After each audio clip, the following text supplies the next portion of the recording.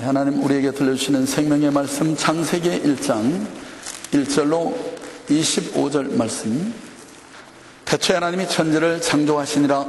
땅이 혼돈하고 공허하며 흑암이 깊음 위에 있고 하나님의 신은 수면에 운행하시니라. 하나님이 가라사대 빛이 있으라 하심에 빛이 있었고 그 빛이 하나님의 보시기에 좋았더라. 하나님이 빛과 어둠을 나누사 빛을 낮이라 칭하시고 어둠을 밤이라 칭하시니라. 저녁이 되며 아침이 된 이는 첫째 날이니라. 하나님이 가라사대 물 가운데 궁창이 있어 물과 물로 나누게 하리라 하시고 하나님이 궁창을 만드사 궁창 아래의 물과 궁창 위의 물로 나누게 하심에 그대로 되니라. 하나님이 궁창을 하늘이라 칭하시니라. 저녁이 되며 아침이 되니는 둘째 날이니라. 하나님이 가라사대 천하의 물이 한 곳으로 모이고 묻이 드러나라 하심에 그대로 되니라. 하나님이 묻을 땅이라 칭하시고 모인 물을 바다라 칭하시니라. 하나님의 보시기에 좋았더라. 하나님이 가라사대 땅은 풀과 씨 맺는 채소와 각기 종류대로 씨 가진 열매 맺는 과목을 내라 하심에 그대로 되어 땅이 풀과 각기 종류대로 씨 맺는 채소와 각기 종류대로 씨 가진 열매 맺는 나무를 내니 하나님의 보시기에 좋았더라. 저녁이 되며 아침이 되니 이는 셋째 날이니라. 하나님이 가라사대 하늘의 궁창에 광명이 있어 주야를 나누게 하라. 또 그 광명으로 하여 징조와 사시와 일자와 연한이 이루라. 또 그 광명이 하늘의 궁창에 있어 땅에 비추라 하시고 그대로 되니라. 하나님이 두 큰 광명을 만드사 큰 광명으로 낮을 주관하게 하시고 작은 광명으로 밤을 주관하게 하시며 또 별들을 만드시고 하나님이 그것들을 하늘의 궁창에 두어 땅에 비추게 하시며 주야를 주관하게 하시며 빛과 어둠을 나누게 하시니라. 하나님의 보시기에 좋았더라. 저녁이 되며 아침이 되니 이는 넷째 날이니라. 하나님이 가라사대 물들은 생물로 번성케 하라. 땅 위에 하늘의 궁창에는 새가 나르라 하시고 하나님이 큰 물고기와 물에서 번성하여 움직이는 모든 생물을 그 종류대로 날개 있는 모든 새를 그 종류대로 창조하시니 하나님의 보시기에 좋았더라. 하나님이 그들에게 복을 주가라사대 생육하고 번성하여 여러 바닷물에 충만하라. 새들도 땅에 번성하라 하시니라. 저녁이 되면 아침이 되니 이는 다섯째 날이니라. 하나님이 가라사대 땅은 생물을 그 종류대로 내되 육축과 기는 것과 땅의 짐승을 종류대로 내라 하시고 그대로 되니라.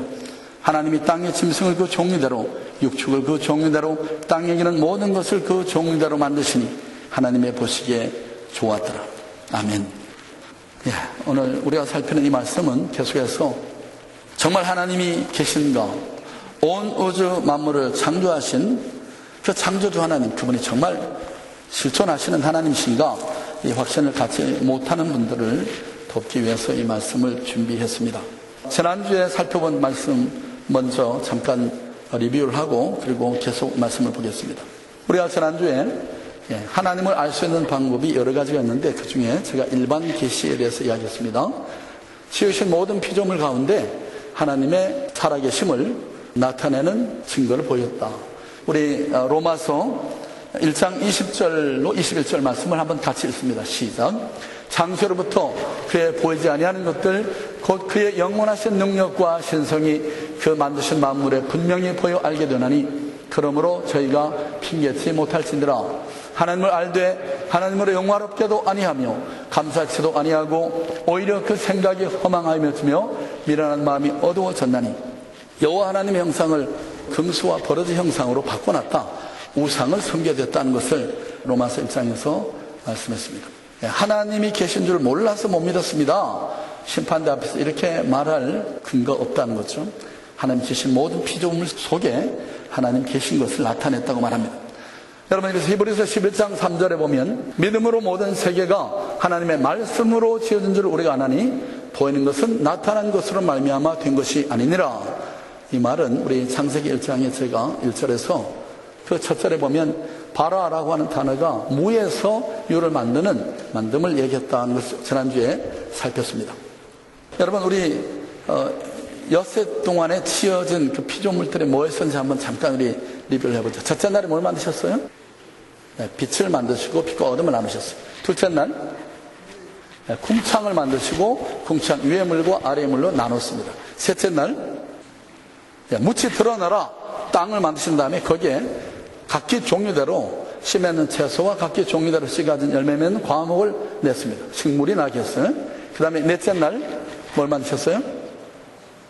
해와 달과 1월 성신 전체를 만드셨어요. 다섯째 날 어류와 조류를 만드셨고요. 여섯째 날 땅에 기는 모든 동물과 그리고 사람을 지으셨습니다. 여러분, 이 첫째 날에 창조에서 우리가 지난주에 살폈던 가운데서 여러분이 다시 한번 리마인드 해야 할 것만 제가 말씀을 드립니다. 2절에 보면 땅이 공허하고 혼돈하며 흑암이 깊음에 있고 하나님의 신은 수면에 운행하시더라, 그렇게 했는데, 거기 땅이 공허하며 혼돈하면은 그게 무슨 뜻이라고 그랬죠? 땅이 공허하다는 뜻은 The earth was emptied. 땅은 비어 있었고, 그 다음에 혼돈은 뭐라고 그랬습니까? formless. 아직 형체를 갖지 않았다 그랬어요. 그래서 초기에 이 창조 당시의 지구는 우주 공간에 이렇게 출렁출렁 이런 형태를 아직 갖추지 않은 그런 무시한 상태로 있었다는 것을 말씀드렸습니다. 그리고 이게 하아레츠라고 하는 그 땅은 바로 지구를 의미하는데요. 우주 공간에 이 지구를 매달아 놓으시는데, 여러분 욥기서 26장 7절에 보시면 시작. 그는 북편 하늘을 허공에 펴시며 땅을 공간에 하시며. 여러분, 지구가 둥글고 이것이 우주 공간에 달려있다는 것은 코페르니쿠스가 처음으로 얘기한 것이 아니고요, 하나님이 이미 밝혀놓으셨습니다. 코페르니쿠스가 지동설을 말하기 한참 전에, 수천 년 전에 이미 지동설을 하나님 밝혔죠. 하나님이 땅을 공간에 다셨다, 이렇게 말씀하십니다. 신이 지으셨기 때문에 그걸 잘 아신 것이죠. 흑암의 깊음이 있고 하나님의 신이 수면에 운행했다 하는 것이 우리말 성경에 그것만 가지고 보면 물리를 이렇게 떠다녔다, 이런 의미로 뉘앙스가 들려지지만 사실은 그게 아니라고 했습니다. 그렇죠? 영어 성경 보면 The Spirit of God was hovering over the earth. 그렇죠? hovering, 이렇게 새가 둥우리를 날개로 끌어안고 이렇게 빙빙 감싸며 도는 모습이라고 그랬습니다. 하나님의 영이 지구를 그와 같이 케어하셨어요.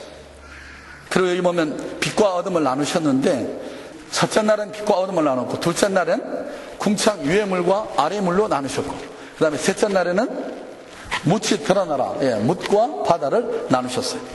3차에 걸친 분리 사역이 처음 3날 동안에 이루어진 것을 알 수 있습니다.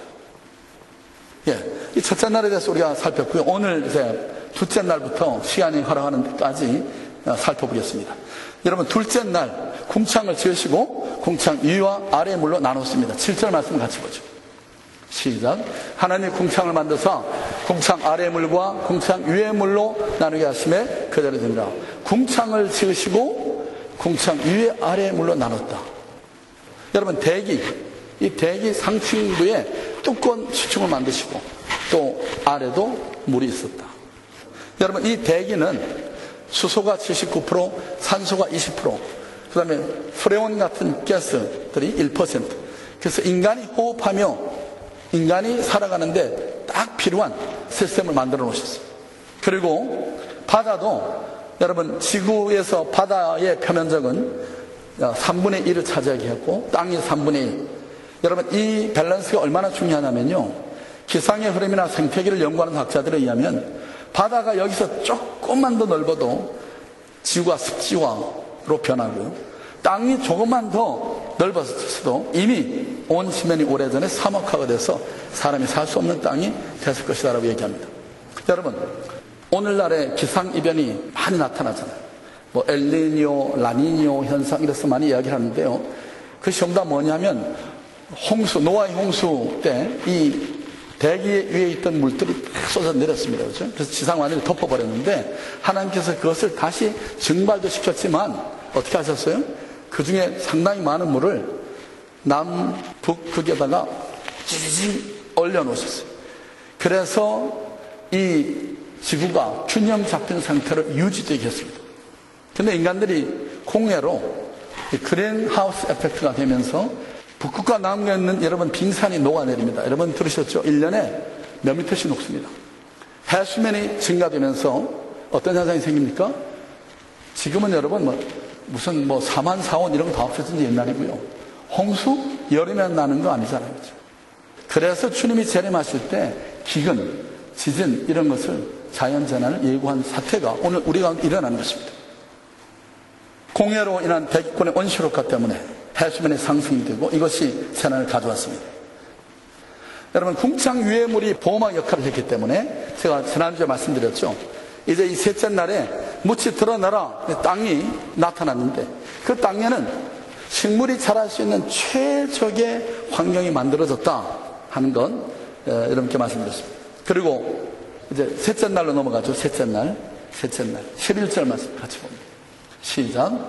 하나님이 가라사대 땅은 풀과 씨 맺는 채소와 각기 종류대로 씨 가진 열매 맺는 과목을 내라 하심에 그대로 됐다. 자, 묻이 드러나라. 그러니까 땅이 벌써 이렇게 생겨났는데, 여러분, 이 땅은 처음에는 여러분 한 덩어리로 돼 있었습니다. 지금은 5대양 6대주, 그래서 땅들이 이렇게 대륙이 갈라져 있잖아요.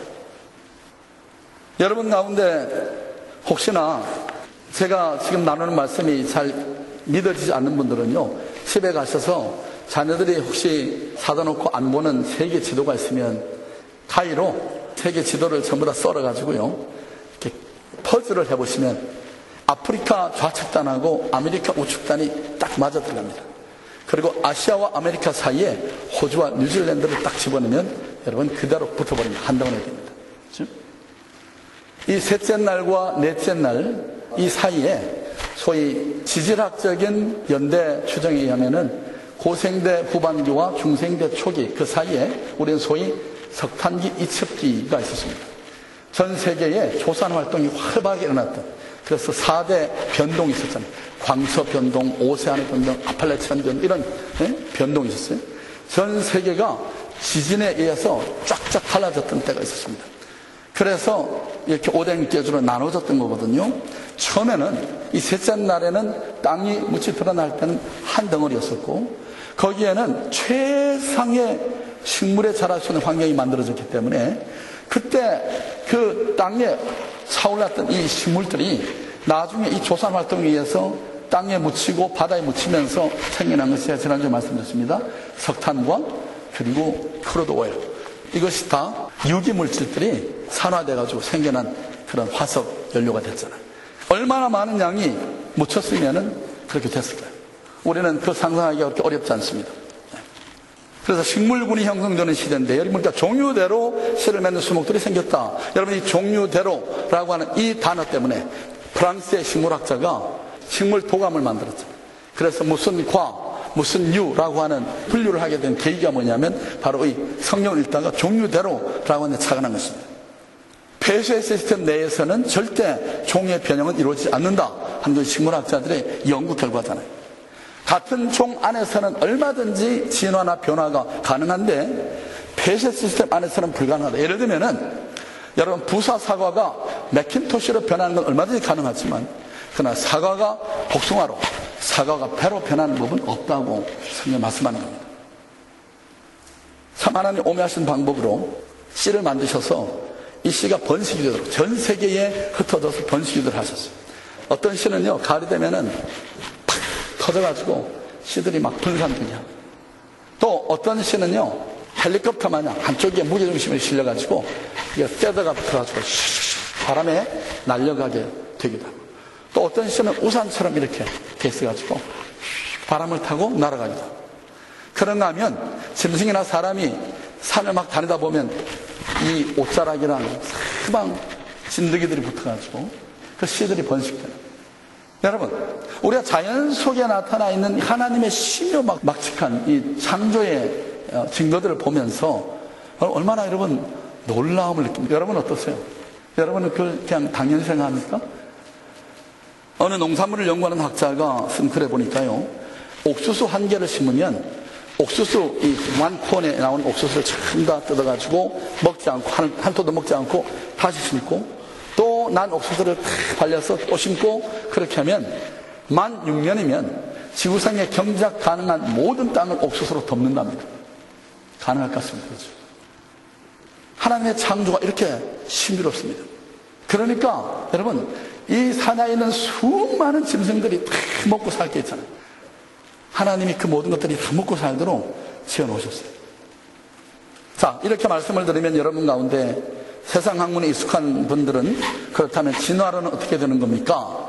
라는 질문을 하실 분이 있을지 모르겠습니다.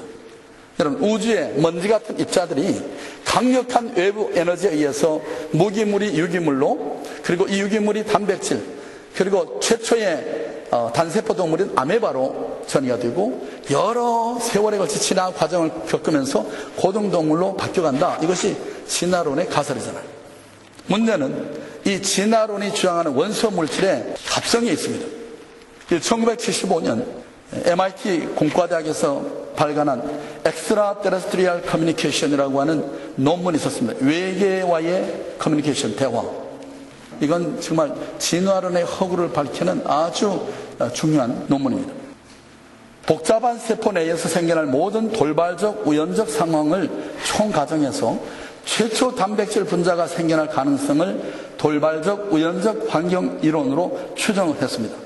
결과 최초의 단백질 아메바가 형성되기까지 무려 10에 16만 7,626 자승의 돌발적 우연적 환경이 주어져야 한다. 논문은 그렇게 밝힙니다.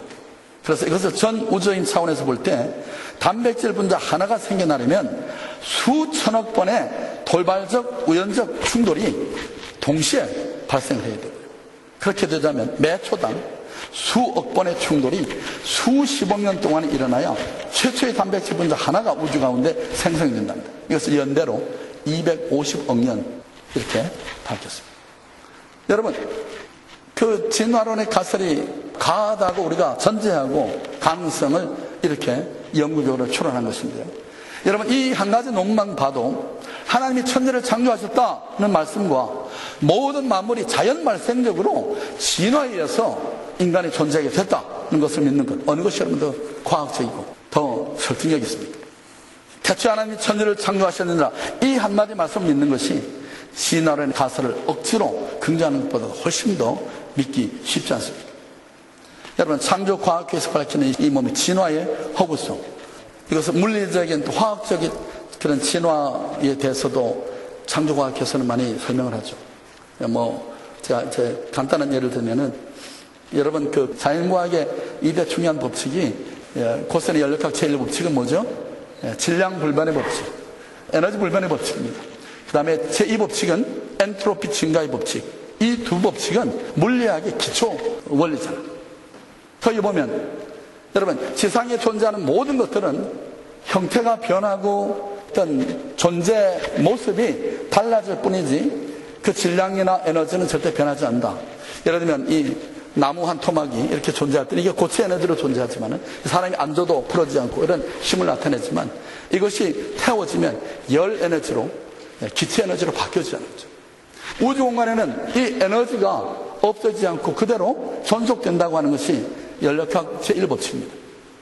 그 다음에 제2법칙이 가장 완전하고 이상적인 조화로운, 그러니까 통일된 그런 형태의 어떤 것이 시간이 지나면 지날수록 파괴지향적인 혼란 쪽으로 이렇게 발전되어 가는 것이 자연의 원리다, 이치다라고 얘기하는 거죠. 그것이 엔트로피 증가, 엔트로피는 불규칙성을 얘기하는 거거든요. 그것의 증가. 근데 여러분, 진화는 뭐죠? 진화론은 이렇게 미완성이고 혼란스러운 것들이 더 질서 있고 더 고도한 것으로 바뀐다, 이렇게 얘기하는 거거든요. 예. 그 다음 우리 넷째 날을 보시죠. 넷째 날. 해와 달과 별들을 창조하셨습니다. 16절 말씀을 같이 보죠. 16절 시작. 하나님이 이 두 큰 광명을 만드사 큰 광명으로 낮을 주관하게 하시고 작은 광명으로 밤을 주관하게 하시고 또 별들을 만드셨다. 여러분, 셋째 날에 식물이 땅에 무수하게 살아났다 그랬습니다. 넷째 날에 해와 달과 별을 만드셨어요. 제가 지난주에 이 부분을 가지고 잠시 나눴는데요. 제가 성경을 읽다가 처음에 굉장한 회의에 빠졌던 것이 여기에 있었습니다. 우리가 일반적으로 식물이 자라려고 하면은, 식물의 성장의 3대 요소 뭐라고 그랬어요? 제가? 뭡니까? 빛이 있어야 되고, 그 다음에 물, 그 다음에 공기. 빛, 물, 공기. 근데 여러분, 지상에 존재하는 풀들은, 식물들은 무엇을 빛의 소스로 삼습니까? 어떤 빛으로 탄소 동화작용을 하죠? 태양빛으로. 근데 본문에 보시면 여러분, 태양이 창조되기 이전에 이미 지상에 식물이 자라도록 하셨어요. 태양은 넷째 날에 지었어요? 넷째 날. 근데 여러분, 이 셋째 날에 지상에 그 충만하게 자랐던 식물들은 어떤 빛으로 자랐다고 제가 말씀드렸습니까? 첫째 날에 하나님이 빛이 있으라 하심에 빛에서는 그 빛. 어느 양자물리학 박사님이 그렇게 적었더라고요. 우리 인간들이 이 창조의 초기에 그 첫째 날에 하나님이 있어야 했던 그 빛, 그 빛의 소스를, 근원을 찾아낼 수만 있다고 하면 인류의 모든 에너지 문제는 일시에 해결될 것이다. 그렇게 얘기했더라고요. 자, 그런데 그 하나님이 비춘 첫째 날의 빛으로 지구상에 엄청난 수목들이 자라게 하셨는데, 이 지질학자들이 땅을 구착해가지고 땅에 미친 것부터 이렇게 화석류를 조사하는데, 고생대 후반기에 지층에서 나오는 나무 트렁크들, 나무 화석들이 장정들이 막 두세 사람이 아름으로 안아야 될 정도로 큰 화석이 나오는데, 그 중요한 것은 거기에 나이테가 전혀 발견되지 않는 나무 화석들이 나타나고요. 그래서 예를 들어서 지상에 존재했던 식물 가운데서 현재까지 남아있는 식물 중에서 가장 오래된 것이 아스파라거스, 한국의 드럼류입니다. 드럼류. 그 아스파라거스의 화석이요, 지름이 수십 센치에 길이만 해도 1.6m 이상 되는, 여러분 시장에 가면 아스파라거스 손가락만 한 거죠? 그거 삶아서 무쳐 먹잖아요. 그런 것이 고생대 후반기 지층에서는 1.6m에 지름이 막 15cm, 20cm가 되는 이런 아스파라거스들이 발굴이 된다고 합니다. 그런데 석탄층에 있는 석탄기 이첩기를 지나서 중생대 초기에 들어와서 화석을 보면 이 나무 트렁크가 슈링크다운, 줄어들고 그 안에는 나이테가 있다는 거죠. 여러분, 나이테가 왜 생깁니까? 나이테가 왜 생기죠?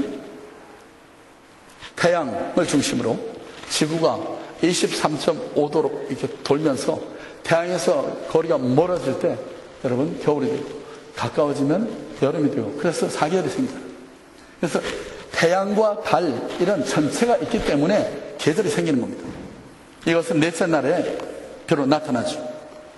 여러분, 본문에 보시면 이 태양과 달을 적절한 궤도에 하나님 주셨습니다. 365일 동안 지구를 한번 공전하도록, 정확하게는 365일 9시간 56분 9.25초 동안에 지구를 한번 돌게 했고요. 또 이 태양계는 우리가 태양에 속해 있는 태양계가 속해 있는 은하계, 이 은하계를 따라서 시속 100만 킬로미터로 운행을 하고 있답니다. 태양계의 한 행성인 지구도 지금 현재 시속 100만 킬로미터로 날아가고 있는 겁니다. 그런데 여러분, 현기증을 느끼세요? 전혀 우리는 못 느끼잖아요. 지금 시속 100만 킬로미터로 무빙을 하고 있다는 우주 공간에서. 그리고 지구와 태양 주위를 23.5도로 기울어진 모습으로 돌면서 계절이 생기고, 셀 수 없는 수많은 별들을 우주 공간에 두셔서 균형이 맞게 했습니다. 이집트 고문서에 보면 고대 이 점성술사들이, 천문학자들이 육안으로 발견한 별의 수, 통계상 나와 있는 가장 많은 수가 5,716개의 별을 육안으로 봤다고 합니다.